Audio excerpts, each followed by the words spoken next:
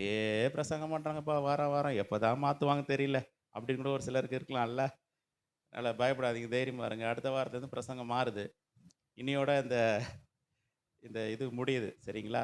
ஆனால் இன்னும் கூட இதை இன்னும் ஒரு 3 மாதம் பேசினா கூட பேசலாம். அவ்வளோ விஷயங்கள் இதில் இருக்குது. ஆனா, இது இப்ப போதும். ஏன்னா, நமக்கு கொஞ்சம் பேர் தான் நம்ம இருக்கிற சபையில. ஸோ, அதனால இது போதும்னு நான் நினைக்கிறேன். இருந்தாலும் 1, 2 காரியத்த மட்டும் அத சொல்லிட்டு இந்த செய்திய முடிக்கலான்னு விரும்புறேன். ஒரு 5 நிமிஷம் மட்டும் நான் பேசிக்கிறேன். கேட்பீங்களா? சரி, ஓகே. அதாவது அருமையான திவ்யா பிரசங்கம் பண்ணும்போது கூட நல்ல ஒரு பாயிண்ட் அது. என்னன்னா, அன்பு இப்படி சொல்லணும்னு போட்டு சொல்லியிருக்கு. ஏன்னா, கணவன் வந்து அ மனைவியினிடத்தில என்ன பண்ணணும்? அன்பு காட்டணும். ஏன் இப்படி சொல்லியிருக்கலாம்ல, கணவன் மனைவிக்கு கீழ்ப்படியணும் அப்படி சொல்லியிருக்கலாம். அதேபோல மனைவி வந்து புருஷனிடத்துல கீழ்ப்படியணும், புருஷனுக்கு கீழ்ப்படியணும் அப்படின்னு எழுதப்பட்டிருக்குது. அன்பு கூறலாம் அப்படின்னு கூட எழுதியிருக்கலாமே. இது வந்து ஒரு நல்ல ஒரு ஒரு பாயிண்ட் தான். சரிங்களா? ஆனா வேதத்தில மற்ற பகுதியிலும் அது இருக்கு. புருஷன் வந்து மனைவிக்கு கீழ்ப்படியணுன்றதும் இருக்கு. அதேபோல வந்து மனைவி புருஷனிடத்தில அன்பு கூற வேண்டும் என்றும் இருக்கு பைபிள்ல. அது மாரி இந்த மாரி நெறைய காரியங்கள் எடுத்து நம்ம பிரசங்கம் பண்ணா, அது இன்னும் கூட ஒரு 3 மாசம் பிரசங்கம் பண்ணலாம். அவ்வளோ விஷயங்கள் இருக்கு. ஆனாலும் அவங்க சொன்ன காரியம் நல்ல பாயிண்ட். என்னன்னா, நீங்க ஆரம்பத்தில பார்க்கும்போது தான் அங்க தான் ஸ்லிப் ஆச்சு. மனைவியினிடத்தில் பிரச்சனை எங்க ஸ்டார்ட் ஆயிடுச்சுன்னா, கீழ்ப்படிதல தான் பிரச்சனையே ஸ்டார்ட் ஆச்சு. இல்ல? கீழ்ப்படிதல தான் பிரச்சனையே ஸ்டார்ட் ஆச்சு. அப்போ மனைவி என்ன பண்ணணுமா? கீழ்ப்படியணும். அவங்களுக்கு நல்ல ஒரு குவாலிட்டி என்னன்னா, மனைவி என்ன பண்ணணும் புருஷனுக்கு ஏன்னா அவங்களுக்கு பிரச்சனை அதில தான் வரும்.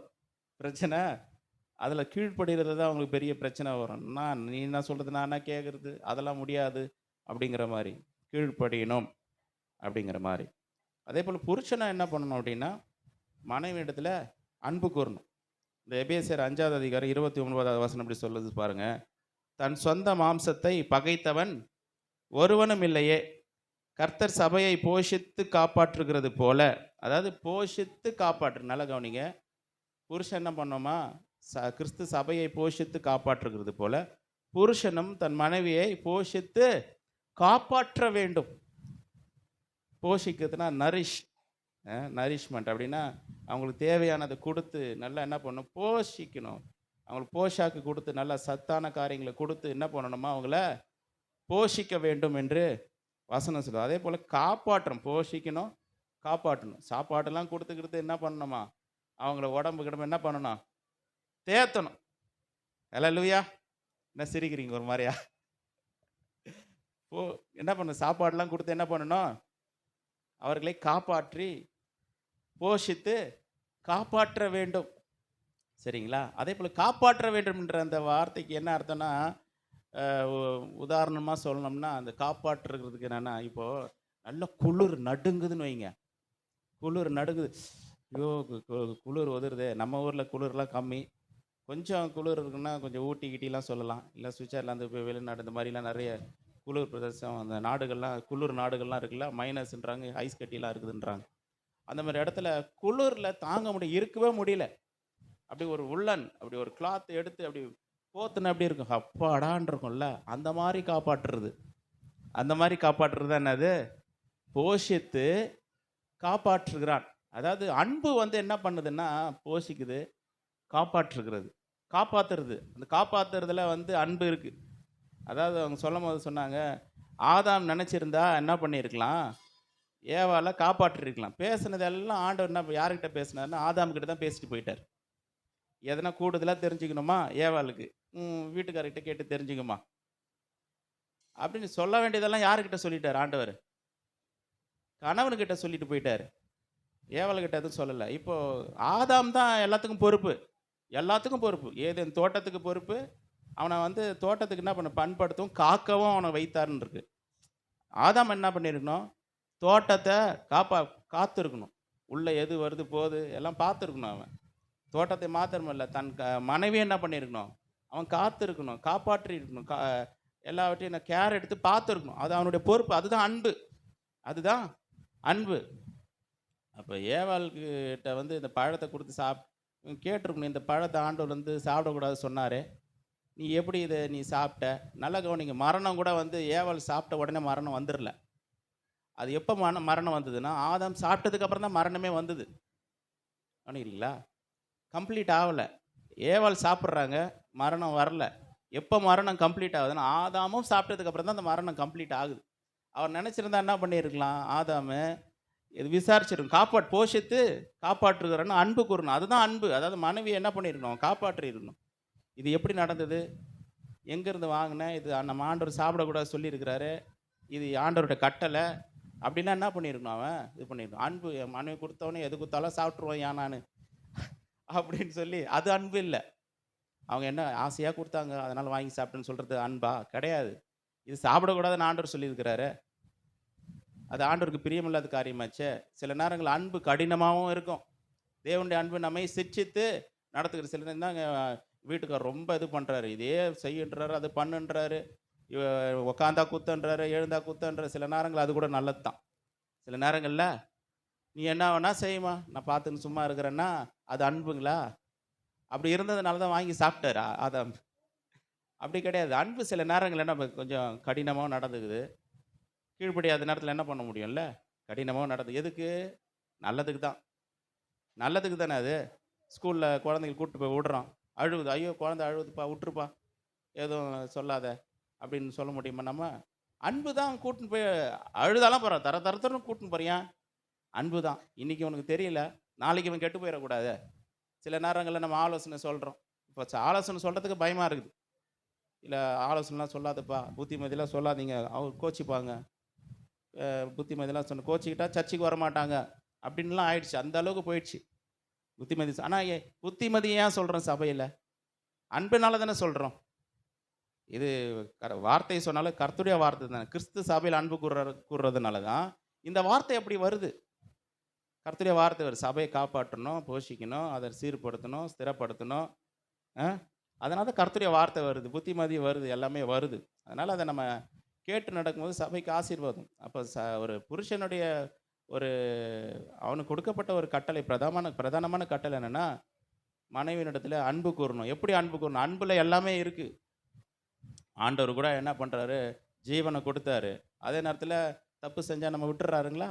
கண்டித்து உணர்த்துறாரு. என்ன பண்ணுறது? 7 சபைகளை பாருங்கள். 7 சபைக்கு சொல்கிறாருல, நீ இதெல்லாம் செஞ்ச, உனக்கு பொறுமையாக இருந்த, எல்லாம் பண்ண, எனக்காக எல்லாவற்றையும் சகிச்ச, எல்லாம் சொல்லிட்டு, ஆனாலும் உன் பேர் எனக்கு ஒரு குறைவு உண்டுன்றார். ஆண்டவர் குறை சொல்கிறாரு பாருங்க. ஆனாலும் உன் பேரில் எனக்கு குறை உண்டு. ஆதியில் கொண்டு இருந்த அன்பை நீ விட்டாய்.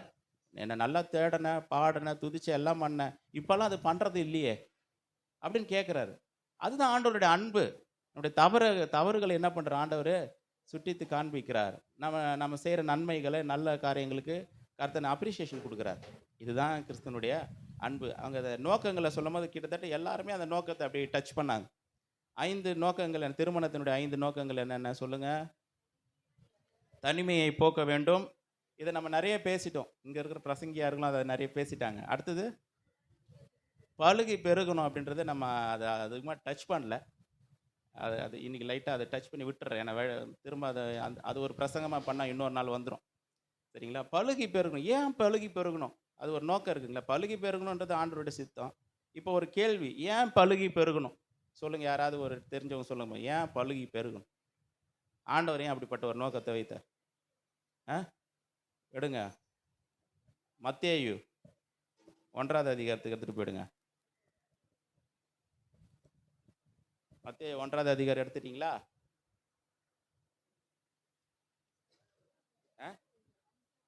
அம்சா வரல. அதுக்கு முன்னாடி ஒரு ஒயிட் பேஜ் இருக்கா?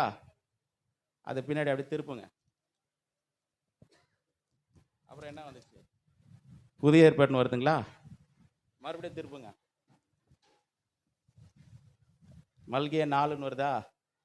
மறுபடியும் திருப்புங்க. ஓகே, இந்த பேஜ் தான் ஈஸியாக எடுக்கிறதுக்காக சொன்னேன். மல்கியா 2ஆவது அதிகாரம் 15ஆவது வசனம். அவர் ஒருவனை அல்லவா படைத்தார், ஆவி அவரிடத்தில் பரிபூர்ணமாக இருந்தது. வேற நல்லா புரிஞ்சுங்க. ஒருத்தரை படிச்சுட்டாரு, ஆதாம படைச்சிட்டாரு. மறுபடியும் இன்னொருத்தனை ஏன் படித்தார் அப்படின்னு கேட்குறாரு. இன்னொருத்தன் போது அது ஏவாள் தான். சரிங்களா? ஒருத்தனை படைச்சிட்டாரு, அவனுக்குள்ள எந்த குறையும் இல்லை, கம்ப்ளீட்டாக இருக்கிறான், அவனுக்கு ஆவி, ஆத்மா, சரீரம் எல்லாமே இருக்குது. மறுபடியும் இன்னொரு ஆளையும் படைக்கணும். எதுக்கு படைக்கணும்?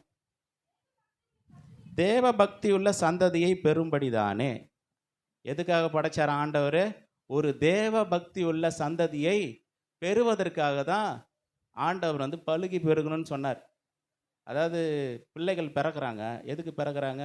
அந்த பிள்ளைகள் தேவனுடைய வழிகளில் நடந்து வசனங்களை படித்து தேவனை பாடி துதித்து கர்த்தருக்கேற்ற பயத்தில் வளர்ந்து தேவனுக்கு பிரியமான காரியங்களை செஞ்சு தேவனுக்கு ஏற்ற அந்த நீதியை இந்த பூமியில் நடப்பித்து தேவனுடைய பிள்ளைகளாக இந்த பூமியில் வாழ வேண்டும். அதுக்காக தான் சந்ததி பலுகி பெருக வேண்டும் சொல்லி ஆண்டவர் சொன்னார். சிலர் அப்போ என்னன்னா அந்த பிள்ளைகள் ரொம்ப முக்கியம். ஆண்டவர் பலுகி பெருகிட்டா அப்படின்னா இந்த உலகத்தில் அநியாயம் செய்கிற பிள்ளைகளோ இல்லை அது துன்மார்க்கமாக வாழ்கிற பிள்ளைகள் இந்த உலகத்தில் வரணும்னு சொல்லி ஆண்டவர் வந்து அந்த பலுகி பெருகுன்னு சொன்னது. பக்தியுள்ள சந்ததி பெரும்படியாகத்தான் என்ன பண்ணுறாரு? பலுகி பெருகு. அது தேவனுடைய நோக்கம். இன்றைக்கி இருக்கிற பேரண்ட்ஸ்லாம் வந்து பார்த்தீங்கன்னா இன்றைக்கி ரொம்ப கேர்லெஸ் ஆகிடுறாங்க. எப்படி கேர்லெஸ் ஆகிடுறாங்கன்னா, இவங்க வந்து சர்ச்சுக்கு வரத்து லேட்டாக வருவாங்க, சர்ச்சுக்கு இல்லைன்னா வரமாட்டாங்க, ஜெபத்தில் கலந்த மாட்டாங்க, ஜெபத்தில் உட்கார மாட்டாங்க, எதுவுமே பண்ண மாட்டாங்க. ஏன்னா என்ன சொன்னாலும் அவங்களுக்கு என்ன பண்ணுறதில்ல, புரியறதில்ல, அது ஏறுறதில்ல, அது அப்படி தான்ப்பா அப்படின்ற மாதிரி இருக்கிறாங்க. ஆனால் வந்து என்ன ஆகிடுதுன்னா, இவங்க பிள்ளைகள் பிறந்து வரும் பொழுது என்ன ஆகிடுதுன்னா இவங்கள தான் பார்க்குது, பேரண்ட்ஸு தான் பார்க்குது. அவங்க அப்பா அப்படி இருக்கிறாரு, அவங்க அம்மா அப்படி இருக்கிறாங்க, அதுதான் பார்த்து தான் பிள்ளைங்கள் வளருது. அப்பா மனைவி போட்டு அடின்னு அடிக்கிறாருன்னா என்ன பண்ணும்? மனசில் வச்சுக்கும் அந்த பிள்ளை, நம்ம கூட வளர்ந்து அப்படி தான் அடிக்கணும் போல இருக்குது, அப்படி கற்றுக்குது. அது பார்த்து தெரிஞ்சிக்கிச்சு. அப்போ வளர்ந்து வரும்போது என்ன பண்ணுது? மனைவினா அடிக்கணும், எங்கள் அப்பா சாத்துன்னு சாத்தினாரு, நானும் என்ன பண்ணணும், அப்படி தான் அடிக்கணும் கற்றுக்குச்சு. ஆண்டவர் இதுக்காக பிள்ளைகளை பெறுறதுக்கு சொல்லலை. எதுக்காக சொன்னார் ஆண்டவர்? பக்தியுள்ள சந்ததியை பெரும்படிக்கு தான் என்ன பண்ணுறாரு. அப்போ சில சொல்கிறாங்க, பேரண்ட்ஸ் தகப்பன் சொல்கிறாரு, நான் தாண்டா குடிச்சு கெட்டு போயிட்டேன், நீயாவது கொஞ்சம் நல்லா இரு, இதுக்கப்புறம் நீ என்ன தப்போம். ஆனால் இவர் என்ன பண்ணுறதில்ல, இது விடலை, அந்த பழக்கத்தை விடலை. ஆனால் என்ன எதிர்பார்க்குறாரு? என் பையன் கெட்டு போயிடக்கூடாது, அவன் நல்லவனாக இருக்கு. எப்படி இருக்க முடியும்? இப்போ தான் அவங்களுக்கு கஷ்டமாக இருக்குது. பையன் சொல்கிற பேச்சே கேட்க மாட்றாங்க, அவன் இஷ்டமாக எல்லாம் செய்கிறான், சர்ச்சுக்கு கூப்பிட்டா வர மாட்டேன். ஏன்னா நம்ம அப்படி இருந்துட்டோம். நம்மளை பார்த்து தான் பிள்ளைகள் வளர்கிறாங்க. இன்றைக்கி நம்ம என்ன செய்கிறோமோ அதை பசங்க அப்படி படிச்சுக்கிட்டே இருக்கிறாங்க. கொஞ்சம் நாள் கழிச்சு என்ன ஆகிடும்னா அது ஈஸியாக இருக்கும். அவங்க பாட்டு சர்ச்சுக்கு வருவாங்க, ஆண்டவரை தேடுவாங்க, எல்லா காரியங்களையும் செய்வாங்க. அது ஆசீர்வாதமாக இருக்கும் அந்த குடும்பம். இதெல்லாம் நமக்குலாம் நல்ல ஒரு பாடம். ஹல்லேலூயா. ஒரு பாட்டு, ஒரு அருமையான ஒரு பாட்டு இருக்குது, காலையும் மாலையும். டி மேஜர் கொடுப்பா, பாட்டு பாடுறேன், தூங்குறவங்களுக்காக பாடுறேன். காலையும் மாலைய வேலையும் கர்த்தரை கருத்துடன் பாடிடுவேன். காலையும் மாலையும் வேலையும் கர்த்தரை கருத்துடன் பாடிடுவேன். பரிசுத்தர் பரிசுத்தர் பரிசுத்தர் என தூதர் பாடிடும் தொனி கேட்குதே. பரிசுத்தர் பரிசுத்தர் பரிசுத்தர் என தூதர் பாடிடும் தொனி கேட்குதே. காலையும் மாலைய வேலையும் கர்த்தரை. சத்தமா பாடலாமே. காலையும் மாலைய வேலையும் கர்த்தரை கருத்துடன் பாடிடுவே. ஒன்றை நான் கேட்டேன் அதையே நாடுவே, என்றும் தம் மகிமையை காண. ஒன்றை நான் கேட்டேன் அதையே நாடுவே, என்றும் தம் மகிமையை காண. ஜீவனுள்ள நாளெல்லாம் தம் ஆலயத்தில் தங்குவது வாஞ்சித்து நாடிடுவே. நெஞ்சு பாடுவோம். ஜீவனுள்ள நாளெல்லாம் தம் ஆலயத்தில் தங்குவது வாஞ்சித்து நாடிடுவே. காலையும் மாலையும் வேலையும் கர்த்தரை கருத்துடன் பாடிடுவே. காலையும் மாலையும் வேலையும் கர்த்தரை கருத்துடன் பாடிடுவே. எந்த முகத்தை தேடுங்கள் என்று என் கர்த்தர் கர்த்தர் சொன்னதினாலே எந்தன் முகத்தை தேடுங்கள் என்று என் கர்த்தர் சொன்னதினாலே தம்முகத்தை தேடுவேனே, கூப்பிடும் என் சத்தம் கேட்டு தயவாக பதிலளிப்பார். தம்முகத்தை தேடுவேனே, கூப்பிடும் என் சத்தம் கேட்டு தயவாக பதிலளிப்பார். காலையும் மாலையும் வேளையும் கர்த்தரை கருத்துடன் பாடிடுவே. காலையும் மாலையும் வேளையும் கர்த்தரை கருத்துடன் பாடிடுவே. தகப்பனும் தாயும் கைவிட்டாலும் என் கர்த்தர் என்னை சேர்த்து கொள்வார்.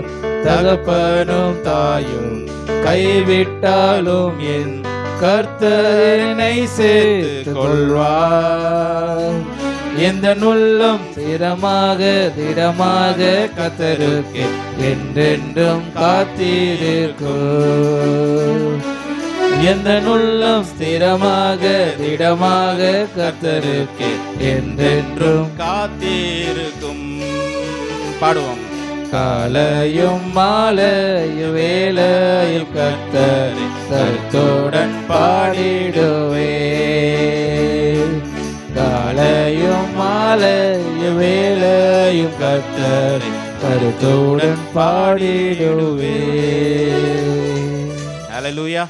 இதை மறந்துடவே கூடாது. பக்தியுள்ள சந்ததியை பெரும்படிக்கு தான் ஆண்டவர் என்ன சொன்ன, பலுகி பெருக வேண்டும்.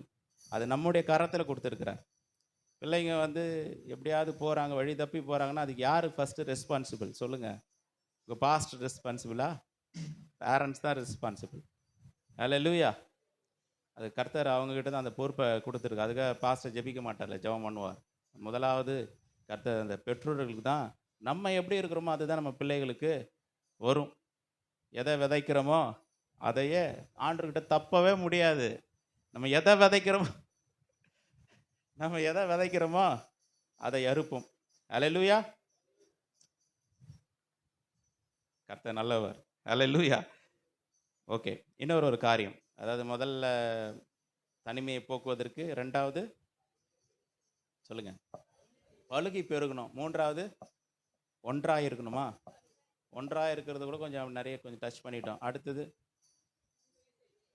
சுவிசேஷம். அது நல்லா ஓரளவுக்கு நல்லா புரிஞ்சிட்டு இருக்கும். கடைசியாக சொல்லி முடிச்சிடுறேன்.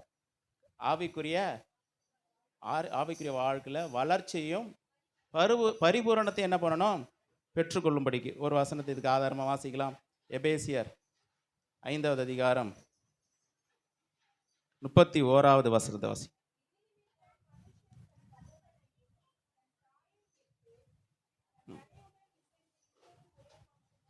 பாருங்க எத்தனை பாயிண்ட்டுக்கு இந்த வசனம் ஆதாரமாக இருக்கு பாருங்க. இது நிமித்தம் மனுஷன் தன் தகப்பனையும் தன் தாயையும் விட்டு தன் மனைவியுடன் இசைந்து இருவரும் ஒரே மாம்சமாயிருப்பார்கள். இந்த ரகசியம் பெரியது. நான் கிறிஸ்துவை பற்றியும் சபையும் பற்றியும் சொல்லுகிறேன். நல்லா கவனிச்சு பாருங்க. நான் கிறிஸ்துவை பற்றியும் சபையை பற்றியும் சொல்றாரு.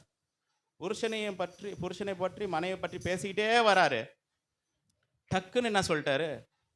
நான் கிறிஸ்துவை பற்றியும் சபையும் பற்றியும் சொல்லுகிறேன்றார். என்ன சொல்ல வர்றாரு அப்படின்னா, ஒரு திருமணம் ஆயிடுச்சா இது நிமித்தம் அப்படின்னா கேள்வி. எது நிமித்தம்? கேள்வி. திருமணமானது நிமித்தம். சரிங்களா? திருமணம் ஆயிடுச்சு. அதனால் புருஷன் என்ன பண்ணுறான்? தன் தகப்பனையும் தாயையும் விட்டு. அப்படின்னா அது வரைக்கும் நல்லா பாருங்கள். பையனுங்கெலாம் பார்த்தீங்கன்னா அப்பா அம்மா மேலே அவ்வளோ ஒரு அன்பு இருக்கும் இல்லை? என்ன தான் நடந்தாலும் தாய் மீது தகப்பன் மீது என்ன இருக்கும்? ஒரு அன்பு, தீராத ஒரு அன்பு இருக்கும். அவங்களுக்கு எதனா ஒன்றா இவங்களால் தாங்க முடியும். அப்போது இவங்க வாழ்க்கையில் முதலாவது அன்பு எங்கே வச்சுருக்குறாங்க? சின்ன வயசுலேருந்து தாயின் தகப்பனை பார்த்து வளர்றதுனால இவங்களுடைய எல்லா அன்பும் யார் மேலே இருக்குது? பெற்றோர்கள் மேலே தான் இருக்குது. அப்போ பெற்றோரை நேசித்து வளர்கிறாங்க. பெற்றோர்கள்னால் ரொம்ப பிடிக்கும். அப்படிப்பட்ட சூழ்நிலையில் இப்போ கர்த்தருடைய வார்த்தை வருது. இப்போ திருமணம் ஆயிடுச்சு. இப்போ முதலாவது உன்னுடைய வாழ்க்கையில் வைக்கிற ஸ்தானம் முதல்ல கர்த்தர் தான். அதுக்கப்புறம் இந்த உலக வாழ்க்கையில் முதல்ல இப்போ பெற்றோர்கள் இல்லை, யார் முதல்ல வந்துடணும்? அந்த இம்பார்ட்டன்ஸில் யார் வந்துடுறது? யார் வரணும்? புருஷன் வரணும், மனைவி வரணும். அதுதான் வேத வசனம் இங்க சொல்லுது. அப்ப என்ன பண்றாங்க? தாயும் தகப்பனையும் விட்டு யாரோட கூட இசைந்திருக்கிறோம்? சொல்லுங்க. அதுக்காக வந்து தாயும் தகப்பனும் இன்னைக்கு வேணாப்பா, அவ்வளோதான் முடிஞ்சிச்சு. இனிமே என் வாழ்க்கைய பார்த்து நான் போறேன். தகப்பனும் தாய்க்கும் எனக்கு எந்த விதமான சம்மந்தம் அங்க போய் பார்க்க மாட்டேன், பேச மாட்டேன். அங்க போகக்கூடாது, நிற்கக்கூடாது, பேசக்கூடாது. இனிமே உங்களுக்கு எந்த விதமான உறவும் கிடையாது, எதுவுமே கிடையாது. சொல்ல முடியுமா? எல்லாமே இருக்கு. ஆனா ஒரு இம்பார்ட்டன்ஸ் வரும்போது என்ன பண்றோம்? யார முன்னாடி வைக்கிறோம்? ஈவன் வந்து இன்னைக்கு பெற்றோர்களா இருக்கக்கூடிய அவர்களும் ஒரு காலகட்டத்தில எப்படி தான் இருந்திருப்பாங்க? நல்ல இளம் வயது தம்பதியர்களா இருந்திருப்பாங்க. அவங்களுக்கு அது நல்லா புரியும். எப்படி மனைவிய வந்து இம்பார்ட்டன்ஸ் குடுக்கணும். இப்போ ஒரு புருஷன்கிட்ட கேட்டு பாருங்க. இப்போ கல்யாணம் ஆகி 1 வருஷம் ஆனா கூட சொல்லுவாங்க. மனைவி கிட்ட ஒரு காரியத்த சொன்னா, "இருங்க எங்க அப்பா கிட்ட கேட்டு சொல்றேன். எங்க தம்பி கிட்ட கேட்டு சொல்றேன்." இப்படிலாம் ஒவ்வொன்னுத்துக்கும் சொல்லி தான் எப்படி இருக்கும்? கேட்டு சொல்லுமா, அது வரைக்கும் நான் வெயிட் பண்றேன்னு சொல்லுவாங்களா? சொல்லுங்க. அது என்னமோ வந்து ஏற்றுக்கொள்ளக்கூடியதா இருந்தா கூட, சரி கேட்டே சொல்லு அப்படின்னா கூட என்ன எப்படி இருக்கும்? அப்போ நான் சொல்றேன், நான் என்னுடைய வார்த்தைக்கு ஒரு மரியாதை இல்லையா? நான் சொல்றது கேட்கக்கூடாதா? ஒரு எண்ணம் இருக்குமா இருக்காதா? நான் என்ன தப்பா எதனா சொல்றேனா? கரெக்ட்டு தானே? அப்போ அது இருக்கு. அப்ப அந்த அந்த இம்பார்ட்டன்ஸ் மனைவிக்கும் அப்படித்தான். கணவர்கிட்ட இது கொஞ்சம் செய்யுங்க அப்படின்னா, எங்க வீட்ல நான் கேட்டு சொல்றேன். எங்க சொந்தக்காரங்ககிட்ட கேட்டு அவங்ககிட்ட ஒரு வார்த்தை நான் கேட்டுக்கிறேன். அப்படின்னு சொன்னா அவங்களுக்கு எப்படி இருக்கும் யோசிச்சு பாருங்க. அப்போ அந்த இம்பார்ட்டன்ஸ் வந்து என்ன ஆயிடுது அப்படின்னா, கணவனுக்கு மனைவிக்கு கொடுக்குறோன்ற மாரி ஆயிடுது. அப்ப இந்த காரியம் எப்படிங்க ஆவிக்குரிய வளர்ச்சிக்கும், பரிபூரணத்துக்கும் சம்மந்தம் அப்படின்னு நம்ம கேட்கலாம். இப்போ டக்குன்னு என்ன சொல்றாரு, நான் கிறிஸ்துவ பற்றின சபைய பற்றி சொல்றாருங்களா? அப்போ நம்ம கொஞ்சம் யோசிச்சு பாருங்க. சபைன்னும்போது நம்ம எல்லாம் தான் சபை. ஒரு காலகட்டத்தில எப்படி இருந்தோம் நம்ம? உலகத்தில இருந்தோம். எங்க இருந்தோம்? உலகத்தில பாவ வாழ்க்கையில இருந்தோம். உலக ஜீவியத்த செஞ்சுக்கிட்டு இருந்தோம். உலகத்தில இருக்கிறவங்களுக்கு பிரியமான காரியங்கள நம்ம செஞ்சோம். உலகத்தினுடைய பாரம்பரியங்கள நம்ம பின்பற்றினோம், கை கொண்டோம். அதன்படி அந்த வழக்கத்தின் ஏற்றபடி நடந்தோம். உலக ஜனங்கள முன்னாடி வச்சோம். உறவுகள முன்னாடி வச்சோம். இந்த உலக நண்பர்கள முன்னாடி வச்சு, அப்படிதான் நம்ம உலகத்தில இருந்தோம். இப்போ என்ன பண்றாரு ஆண்டவரு, நம்மை அவருடைய சபையாக மாற்றினபடினால, இந்த உலகத்திலிருந்து வேறு பிரிச்சு எடுத்து, அவருடைய மணவாட்டியாய், சபையாய் நம்மை தெரிந்து கொண்டிருக்கிறார். அல்லேலூயா! இப்ப எத விட்டோம்? அங்க வந்து பார்த்தீங்கன்னா, தாயும் தகப்பனை விட்டார்கள்ன்னு வருது. இங்க நம்ம சபைக்கு ஆண்டவர் சொல்ற செய்தி என்னது? இந்த உலகத்தினுடைய காரியங்கள், உலகத்தினுடைய பாரம்பரியங்கள், அத விடணும். அதுக்காக இந்த உலகத்த விட்டே போயிரணுமா? ஐயோ! ஆண்டவர் வந்து இந்த உலகம் வேண்டான்னு சொல்ட்டாரு. நான் ஒரு வேற்று கிரகத்தில நான் வாழ போறேன்னு சொல்ல முடியுமா? இந்த உலகத்தில தான் இருந்தாகணும். பக்கத்து வீட்டுக்காரர்கிட்ட பேசி தான் ஆகணும். எதிர்க்க வீட்டுக்காரங்ககிட்ட நம்ம பேசி தான் ஆகணும். எல்லார்கிட்டயும் ஒரு சுமூகமான ஒரு சமாதானம் இருந்து தான் ஆகணும். யாரையும் விட்டுற முடியாது. எல்லாரும் தேவை தான. இம்பார்ட்டன்ஸ் வரும்போது, முக்கியத்துவம்னு வரும்போது, கிறிஸ்து அங்க முக்கியத்துவம் பெறுகிறார். அதுதான் இதனுடைய செய்தி. அப்போ எப்போ வந்து நம்முடைய வாழ்க்கையில இந்த உலகத்தில இருக்கிறோம், உலகத்தில ஜீவிக்கிறோம். இந்த ஜீவியத்தில கிறிஸ்து எனக்கு முன்னாடி சில பேர் பார்த்தீங்கன்னா, ஞாயிற்றுக்கிழமைல ஒரு காது குத்து வச்சுக்கிறாங்க. காலையிலேயே வச்சுட்டாங்க. போகலன்னா தப்பா நினைப்பாங்க. நான் போயிடுறாங்கன்னு சொல்லி போயிடுறாங்க. அப்ப யார முன்னாடி வச்சுட்டாங்க அவங்க? யார முன்னாடி வச்சுட்டாங்க? சொந்தக்காரங்க வேணான்னு கிடையாது. சொந்தக்காரங்க தேவை தான். அன்பு செலுத்தலாம். எல்லாமே செய்யலாம் தான். அதுக்காக சர்ச்சு வேணாம். அவங்க தான் முன்னாடி போய் நிக்கிறேன். சில பேர் வந்து ஓனர வந்து என்ன பண்ணிடுவாங்க, முன்னாடி வச்சுருவாங்க. சர்ச்சுலாம் வேணாம், அதெல்லாம் வேணாம், ஜெபம்லாம் வேணாம். முதல்ல அங்க செஞ்சுட்டு எல்லாம் முடிச்சுட்டு வந்து, கடைசியா ஏசப்பாவுக்கு வந்து எதனா ஒண்ணு செய்றேங்க. என்னால முடிஞ்சது செய்றேன்னா, எப்ப இம்பார்ட்டன்ஸ் யாருக்கு குடுத்துட்டோம் நம்ம? ஒரு பெரிய ஒரு ஊழியக்காரர் என்ன பண்ணாராம், ஒரு வெளிநாட்டுல நடந்த ஒரு சம்பவம். அந்த பெரிய ஊழியக்காரர் ஒரு ஆக்ட்ரஸ போய் சந்திக்க போனாராம். நெறைய பேர் கேள்விப்பட்டிருப்பீங்க. சந்திக்க போகும்போது, அந்த ஆக்ட்ரஸ் என்ன பண்ணாங்களாம், நடிகை. ஒரு ஒரு டீ குடுத்தாங்களாம். காஃபி என்னமோ குடுத்துருக்காங்க. "இத குடிங்கயா" அப்படின்னு. இவரு என்ன பண்ணாரு, குடிச்சுக்கிட்டே பேசிட்டு இருக்கிறாராம். ஆண்டவருடைய அன்ப பத்தி சொல்லிட்டு இருக்கார். "நீ ஆண்டவர ஏத்துக்கோ. ஏசப்பாக்காக நீ வாழு. மனம் திரும்பணும். இப்ப நீ வாழ்ற வாழ்க்கை, இது வந்து நீ மாத்திக்கணும்னு" நெறைய காரியங்கள் சொல்றாரு. அந்த அம்மா சொன்னாங்களாம், "இல்லைங்க, நான் வந்து இப்ப என்னுடைய பீக் டைம். நான் நல்லா சம்பாதிக்கிறேன். எனக்கு நல்ல வருமானம் இருக்கு. இந்த நேரத்தில என்ன டிஸ்டர்ப் பண்ணாதீங்க. நல்லா சம்பாரிச்சுட்டு, கொஞ்சம் என்னுடைய ஒரு 50 வயசுக்கு மேல ஆகட்டும். அதுக்கப்புறம் நான் ஏசப்பா கிட்ட வந்துடுறேன்" அப்படின்னாங்களாம். எல்லாம் பேசிட்டு இருந்தது சரிம்மான்னு சொல்லிட்டு அவரு காஃபி குடிச்சிருந்தாரு பாருங்க. கடைசியா கொஞ்சம் ஒரு 1/4 டம்ளர் இருந்திருக்கும் போல. இந்தாம்மா குடிம்மான்னு குடுத்தாராம். ஒரே இன்சல்ட் ஆன மாரி ஆயிப்போச்சாம். என்ன நீங்க? என்ன இப்படி ஒரு டிஸ்ரெஸ்பெக்ட் பண்ணுறீங்களே, நீங்கள் குடிச்சு வச்சு மிச்ச மீதி எனக்கு கொடுக்குறீங்க, இதெல்லாம் உங்களுக்கு இது ஒரு மாதிரி தெரியலையா உங்களுக்கு? என்னை நீங்கள் ரொம்ப அவமானப்படுத்துறீங்க. இதுதாங்க ஒரு ஃப்ரெஷ்ஷாக ஒரு காஃபி கொடுக்குறதுக்கும் குடிச்சு முடிச்சுட்டு கொஞ்சோண்டு கொடுக்குறதுக்கும் வித்தியாசம் இருக்குங்களா? அதுபோல் நீ வந்து இந்த உலகத்துக்காக நீ உன்னுடைய வாழ்க்கையை முற்றிலுமாக கொடுத்துட்டு ஏதோ மிச்சம் மீதியை வந்து கடவுளுக்காக கொடுக்குறியா? அப்போ எந்த அளவுக்கு இம்பார்ட்டன்ஸ் கொடு? அப்போ உலகத்தில் தான் என்ன பண்ணுறாங்க, உலகத்துக்கு இம்பார்ட்டன்ஸ் கொடுக்குறாங்க, உலக வாழ்க்கைக்கு முக்கியத்துவம். ஆண்டவர் சொல்கிறாரு, இதை விட்டுனா கம்ப்ளீட்டாக வந்து கை கழுவுறது கிடையாது. எல்லாம் தான் தேவை, சொந்தக்காரன் தேவை, பக்கத்தில் இருக்கும் தேவை, ஊருக்காரங்க தேவை, எல்லாரும் தான் தேவை. ஆனால் இம்பார்ட்டன்ஸ் வரும்போது நம்ம யாருக்கு இம்பார்ட்டன்ஸ் கொடுக்குறோம்? கர்த்தருக்கு இம்பார்ட்டன்ஸ், கிறிஸ்துவுக்கு முக்கியத்துவம் கொடுக்குறோம். சபையா நான் விட மாட்டேங்க, இந்த தேவனை ஆராதிப்பதா அவருக்கு நான் முக்கியத்துவம் கொடுப்பேன்.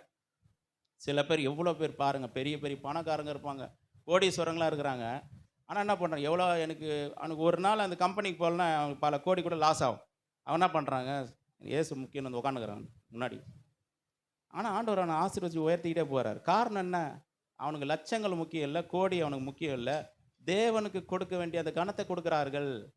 தேவனை ஆராதிக்கிற நேரத்தில் ஆராதிக்கிறார்கள், தேவனை மகிமைப்படுத்துகிற நேரத்தில் மகிமைப்படுத்துகிறார்கள். அதுதான் வந்து இந்த உலகத்தை விட்டு, உலகத்தில் பாவ வாழ்க்கையில் இருந்தோம். இந்த உலகம் சொல்கிற மாதிரி நம்ம பெற்றோர்கள் இருக்கும்போது என்ன பண்ணணும், நம்ம பெற்றோர்கள் சொல்கிறத கேட்டுக்கிட்டு இருந்தோம், தாய் தகப்பன்னு சொல்கிறத கேட்டுருந்தோம், அவங்க சொல்கிறத நம்ம செய்வோம். அது மாதிரி உலகத்தில் இருக்கும் பொழுது உலகத்து சொல்கிற காரியத்தை நம்ம செஞ்சுட்டு இருந்தோம், உலகத்தினுடைய பாரம்பரியம் சொல்கிறத நம்ம செஞ்சுட்டு இருந்தோம். இதாங்க முறை, அதுதாங்க இதுங்க, இதெல்லாம் முறை, இதான் பாரம்பரியம், இதெல்லாம் செஞ்சாகணும், இது செய்யலாம் தப்பாகிடும், இதெல்லாம் சொல்லி எவ்வளோ காரியங்கள் உலகத்தினுடைய காரியங்கள் சொல்லி நம்மளை என்ன பண்ணாங்க, பிடிச்சி வச்சுருந்தாங்க. இப்போ நம்ம அதிலேருந்து கர்த்தர் என்ன பண்ணி நம்ம மீட்டு எடுத்துருக்கிறார். அதுக்காக நமக்கு மற்றவங்களாம் தேவையெல்லாம் கிடையாது, அவங்களுக்கு தேவை தான். அவர்களுக்கும் நம்ம என்ன பண்ணுறோம், சுவிசேஷத்தை சொல்கிறோம், ஆண்டவருடைய அன்பை சொல்லுகிறோம், எல்லாமே செய்கிறோம். ஆனாலும் முக்கியத்துவம்னு வரும்பொழுது நம்ம யாருக்கு முக்கியத்துவம் கொடுக்கணும்? கர்த்தருக்கு முக்கியத்துவம் கொடுக்கணும். கிறிஸ்துவுக்கு முக்கியத்துவம் தரும் பொழுது என்ன நடக்குதுன்னா, நம்முடைய வாழ்க்கையில் ஆவிக்குரிய வளர்ச்சி அளவில்லாமல் இருக்கும். ஆவிக்குரிய வாழ்க்கையில் வளர்ந்து கொண்டே போகும். ஒரு டைம் எடுத்துங்க, ஒரு நாளைக்கு எவ்வளோ மணி நேரம் இருக்குது சொல்லுங்கள்? ஒரு நாளைக்கு 24 மணி நேரம். சில பேர்லாம் பார்த்தீங்கன்னா ஃபோனுங்க கையமாக இருக்கிறாங்க, 5-10 நிமிஷம் பைபிள் படிப்பாங்க, இல்லை ஒரு அரை மணி நேரம் பைபிள் படிப்பான்னு வைங்க. மீதி இருக்கிற நேரம்லாம் ஃபோனு, இல்லை இந்த உலகத்தினுடைய நண்பர்கள், மற்றவங்களை பார்க்கணும், இவங்ககிட்ட பேசணும், அப்படி இப்படின்னு. அப்போ எதுக்கு முக்கியத்துவம் கொடுத்துட்டாங்க இவங்க அதிகமாக சொல்லுங்கள்? எப்படி ஆவிக்குரிய வளர்ச்சி வரும்? ரேஷியோ எடுத்து பார்க்கணும். நான் கர்த்தரோட கூட செலவு பண்ண டைமு, கர்த்தரை நம்ம பாடினது, கர்த்தரை துதிச்சது, கர்த்தருடைய வார்த்தையை தியானித்தது, இதெல்லாம் பார்க்கும் பொழுது அது ரொம்ப கம்மியாக இருக்குது. உலகத்துக்காக ஓடினது, உலகத்துக்காக பிரயாசப்பட்டது, உலகத்தோடு ஒட்டி வாழ்ந்தது, அதுக்காக எல்லா காரியத்தையும் செஞ்சு அதிகமாக இருக்குது. அப்போது இன்னும் தாயை தகப்பனை விட்டு விடாமல் அப்படி இருக்கிற மாதிரி, அது உலகத்தை விட்டு விடாமல் இருக்கிற மாதிரி அதிலேயே ஒட்டிகிட்டு இருக்கிறோம், அதிலேயே உழண்டுட்டு இருக்கிறோம். ஆவிக்குரிய வளர்ச்சி எப்படி வரும்? வராது. சிலரோட வாழ்க்கையில் பாருங்கள், 30 வருஷம் ஆயிருக்கும், 40 வருஷம், ஒரே மாதிரி தரும், ஒரு மாற்றமாக இருக்காது. நமக்கே ஒரு கேள்வி, நம்ம இப்படி இருக்கிறோமே, இத்தனை வருஷம் இருக்குது, ஆனாலும் நம்ம இப்படி தான். காரணம் என்னென்னா, உலகத்தை இன்னும் விடலை. தாய் தகப்பனை அப்படியே பிடிச்சி வச்சுக்கிற மாதிரி, எங்கள் வீட்டில் சொல்கிற மாதிரி தான் நான் நடந்துப்பேன், நீ சொல்கிற மாதிரிலாம் என்னால் நடக்க முடியாது அப்படிங்கிற மாதிரி உலகத்திலேயே என்ன பண்ணுவாங்க, அதுலேயே இருப்பாங்க. ஆவிக்குரிய வாழ்க்கையில் என்ன வராது? வளர்ச்சி வரும். என்றைக்கு நம்மளோட வாழ்க்கையில் இந்த உலகத்தினுடைய காரியங்கள் ரெண்டாவது வச்சுட்டு கர்த்தருடைய காரியங்களை முன்னாடி நம்ம வைக்கிறோமோ, ஆவிக்குரிய வாழ்க்கை கடன்னு மேலே ரைஸ் ஆகிட்டே போகும். ஹல்லேலூயா. பாருங்கள், சங்கீதக்காரன் சொல்கிறாரு, அழகாக படிச்சிங்க சங்கீதத்துலேருந்து. நாங்கள் என்ன யோசித்தோம், சங்கீதம் 150 அதிகாரம் கொடுத்துருக்குறோம், சனிக்கிழமை வரைக்கும் 1000 அப்படின்னு நினச்சோம். திங்கக்கிழமையாக வந்துடுச்சு பொழுது ஆன்சரு.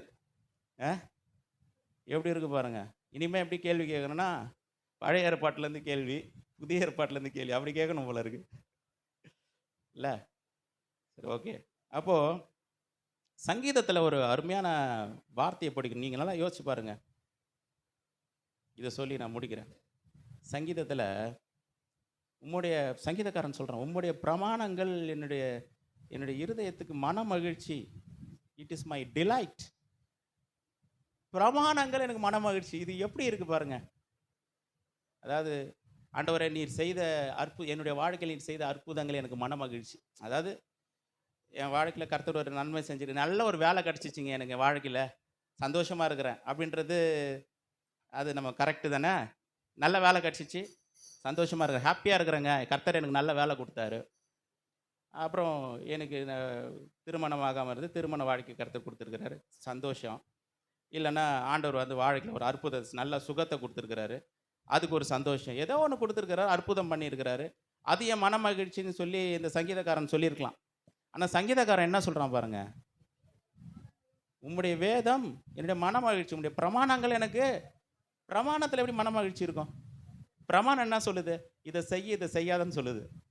என்ன சொல்லுது? இதை செய்ய, இதை செய்யாத, துன்மார்க்கனுடைய ஆலோசனைப்படி நடக்காத, அது எனக்கு சந்தோஷன்றாரு. எப்படி இருக்கு பாருங்க. அங்கே ஒன்றும் அற்புதம் நடக்கல, ஒன்றும் வேலை கிடைக்கல, புதுசாக ஏதோ ஒன்று நடந்துடல, திடீர்னு 1 கோடி ரூபாய் அக்கௌண்ட்டில் கிரெடிட் ஆகலை, எதுவுமே சந்தோஷப்படுற மாதிரி உலக பிரகாரமாக சந்தோஷப்படுற மாதிரி எந்த ஒரு காரியமும் நடக்கல. ஆனால் அவர் என்ன சொல்கிறாருன்னா, உம்முடைய பிரமாணம், உம்முடைய வேதம் எனக்கு மன மகிழ்ச்சி. அதுதாங்க சீக்ரெட்டு, அதுதான் சீக்ரெட். இன்றைக்கி நிறைய பேர் வந்து எதுக்கு ஓடுறாங்க, என்னென்னமோ செய்கிறாங்க. எதுக்காக எல்லாத்தையும் செய்கிறாங்க? ஏதோ ஒரு விதத்தில் சந்தோஷத்தை பெற்றுக்கொள்வதற்காக செய்கிறாங்க. இதை செஞ்சால் சந்தோஷம் வந்துடுமா, பிரியாணியை சாப்பிட்டா சந்தோஷம் வந்துடுமா, நண்பர்களோடு சேர்ந்து சுற்றினா சந்தோஷம் வந்துடுமா, கொஞ்ச நேரம் இப்படி பேசினா சந்தோஷம் வருமா, வெளியில் போனால் சந்தோஷம் வருமா, சினிமாவுக்கு போனால் சந்தோஷமாக வருமா, இதெல்லாம் தேடுறாங்க. அந்த சந்தோஷத்தை, அந்த ஹாப்பினஸ்ஸை தேடுறாங்க. ஆனால் பைபிள் வந்து பொய் சொல்லாது. எப்போ ஒரு மனுஷன் வந்து பிரமாணங்களில் சந்தோஷமாக இருக்க கற்றுக்கொள்கிறானோ, அதை விட ஒரு பெரிய சந்தோஷம் உலகத்தில் இருக்க முடியாது. அல்லேலூயா. வசனங்களை படிக்கிறோம், அவருடைய கட்டளைகளை படிக்கிறோம். ஏன் அவனுக்குள்ள அந்த சந்தோஷம் வருதுன்னா, இது எப்படி இருக்கு சொல்கிறேன் பாருங்க. நம்ம நாட்டில் வந்து நல்ல சட்டங்களை போடுறாங்கன்னு வைங்க, உண்மையாக வந்து இந்த நாடு நல்லா இருக்கணும்னு நினைக்கிறவன் அந்த நல்ல சட்டங்களை போடும்போது சந்தோஷமாக இருக்கும். ஏன்னா அவனுக்கு தெரியுது நாடு நல்லாயிடும், இந்த நாடு உருப்பட்டுருன்னு தெரியுது. சில சட்டங்கள் நாட்டை மாற்றிவிடும், நாட்டினுடைய பொருளாதாரத்தை மாற்றிடும், நாட்டு மக்களுடைய சூழ்நிலைகளை மாற்றிடும், குடும்பத்தை மாற்றிடும் தெரியுது. அதனால் இதை ஆவியில் உணர்ந்தவன் சில காரியங்களை டீப்பாக அதை யோசித்து பார்க்குறவன், நிதானித்து பார்க்குறவன், அந்த சட்டங்களை படிக்கும் போதே, கேள்விப்படும் போதே அவனுக்குள்ள ஒரு சந்தோஷம் வருது. இந்த பிரமாணங்களை நான் தெரிஞ்சுக்கும் போது, இந்த பிரமாணம் என் வாழ்க்கையை மாற்றிடும், என் குடும்பத்தை மாற்றிடும், என்னுடைய சூழ்நிலையை மாற்றிடும், என்னுடைய ஆவிக்குரிய நிலையை மாற்றி விடுன்னு சொல்லி அவனுக்கு நல்லா தெரியுது. அதனால் அந்த கட்டளையை படிக்கும் போது சில பேர் கேட்பாங்க, நான் என்ன செய்யணும் தெரியலங்க, என்னங்க பண்ணணும் அப்படின்னு. அந்த காரியத்தை சொல்லுவோம், இப்படி செய்யுங்க, வசனம் இப்படி சொல்லுதுன்னு சொல்லும் போது அவனுக்கு பெரிய சந்தோஷம். ஏன்னா அவன் தேடிட்டு இருக்கான், ஒரு தேடல் அவனுக்குள்ளே இருக்குது. என் வாழ்க்கை உருப்படியாக இருக்குன்னா நான் என்ன பண்ணணும், எனக்கு என்ன செய்யணும் தெரியல. ஏன்னா நிறைய பேர் நிறைய காரியத்தை சொல்லுவாங்க, இதை செஞ்சு பாரு, அதை செஞ்சு பாரு, என்னென்னமோ சொல்லுவாங்க, திருப்தி வரல. நான் கர்த்தருடைய வார்த்தையிலே எனக்கு அந்த திருப்தி வருகிறது. ஏன்னா இந்த வார்த்தை என்னை மாற்றிடும், என்னை உருவாக்கிடும், என்னை வேற ஒரு இடத்துக்கு, இப்போ ஜெனரேஷன்லாம் வேற லெவலுக்கு போயிடுன்றாங்க ஜெனரேஷன், அந்த மாதிரி ஒரு வேற லெவலுக்கு என்ன பண்ணிவிடும், என்ன அழைத்து கொண்டு போய்விடும். கர்த்தருடைய வார்த்தை, அவருடைய பிரமாணங்களில், வேதத்தில் நான் என்ன பண்ணுறேன், மன மகிழ்ச்சியாக இருக்கிறேன். வேதத்தை படிக்க படிக்க ஒரு நல்ல ஒரு சொல்கிறேன் பாருங்க, நீங்கள் வேதத்தை படிக்கும்போது எது வரைக்கும் உங்கள் பைபிள் வந்து உங்களுக்கு ரொம்ப இனிக்குது, சந்தோஷமாக இருக்குதோ, அது வரைக்கும் உங்கள் ஆவிக்குரிய வாழ்க்கை நல்லா இருக்குன்னு அர்த்தம். என்னைக்கு வந்து பைபிள் படிக்க பிடிக்கலையோ, பிரச்சனை எங்கேயோ இருக்குதுன்னு அர்த்தம். பிரச்சனை எங்கேயோ, பைபிள் நேற்று படிக்கலைங்க, இன்றைக்கும் படிக்கல, பைபிள் படிக்கவே ஒரு தோணலை, இன்ட்ரெஸ்ட் வரலன்னா பிசாசு எங்கேயோ கிரியை செஞ்சுக்கிட்டோன்னு அர்த்தம். எங்கேயோ ஒரு கண்ணியை விரிச்சிருக்கிறான்னு அர்த்தம். எது வரைக்கும் இந்த வேதம் எனக்கு மன மகிழ்ச்சியாக இருக்கோ, ஹாப்பியாக இருக்கோ, அடுத்தது என்ன படிக்க போகிற, அடுத்த அதிகாரத்தில் என்ன வரப்போகுது, அடுத்தது ஏசப்பா என்ன பேச போகிறாரு அப்படின்ற அந்த உணர்வு இருக்கிற வரைக்கும் நீங்கள் யூ ஆர் சேஃப். என்னைக்கு இந்த வேதம் எனக்கு வேணான்னு சொல்லிட்டு பைபிளை ஓரமாக வச்சுட்டு ஃபோனை ஏதாவது எடுத்துக்கிட்டு இல்லை டிவி ஆன் பண்ணி ரிமோட் எடுத்துன்னா பிரச்சனை ஸ்டார்ட் ஆகிடுச்சின்னு அர்த்தம். காரணம் என்னென்னா, இந்த வேதத்தை முன்னாடி நான் வைக்கும்போது ஏசப்பாவை நான் முன்னாடி வைக்கிறேன், அவருக்கு முக்கியத்துவம் தரேன்.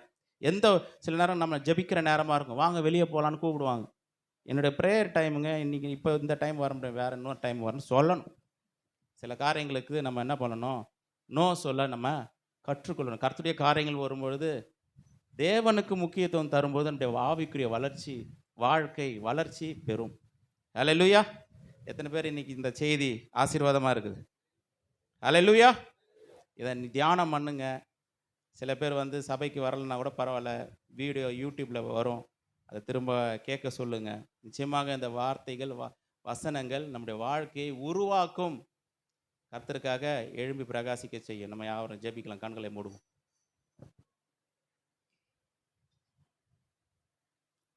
பரலோக பிதாவே, பரிசுத்த பிதாவே, உமக்கு நன்றி ராஜா. இந்த நாளில் கூட ஆண்டவரே ஸ்தோத்திரம். இத்தனை வாரங்களாக இந்த எபேசியர் பகுதியிலிருந்து 5வது அதிகாரத்திலிருந்து ஆண்டவரே இந்த திருமணத்தை குறித்த அந்த போதகத்தை, சத்தியத்தை நாங்கள் அறிந்து கொள்ள கர்த்தாவே நீர் கிருபை பாராட்டினீர். நன்றி. இந்த வார்த்தை, இந்த வசனமானது எங்களுடைய இருதயத்தில் பலன் தரட்டும், எங்கள் குடும்பங்கள் செழிக்கட்டும், உயரட்டும், எழும்பட்டும், உமக்காக பிரகாசிக்கட்டுமா ஆண்டவரே. இந்த வார்த்தைகள் மூலமாக எங்களுடைய குடும்பங்களை கர்த்தாவே நீ கட்டி எழுப்புங்க, ஆசீர்வதிங்க அப்பா. எங்கள் திருச்சபையை கர்த்தர் ஆசீர்வதி இன்னும் அதிகமாய் உமக்கென்று அப்பா சோதராண்ட பிரகாசிக்கிற சபையாக, கலங்கர விளக்கமாக சபையை கர்த்தர் மாற்றும்படியாக, ஆசீர்வதிக்க முடியாது செபிக்கிறேன். இப்படி கிருபை சபையில் தங்கி இருக்கும்படியாக செபிக்கிறான் கர்த்தர். இப்படி செய்யப்படுறதுக்காக ஸ்தோத்திரம். அந்த ஒவ்வொரு பிள்ளைகளும் ஆசீர்வதி சத்தியத்தின் மூலமாக என்னை ஆசீர்வதிக்க முடியாது செபிக்கிறேன். தொடர்ந்து பெரிய காரியங்கள் செய்யும். இயேசுவின் மூலம் கேட்குறோம் ஜீவனுள்ள நல்ல பிதாவே, ஆமீன்.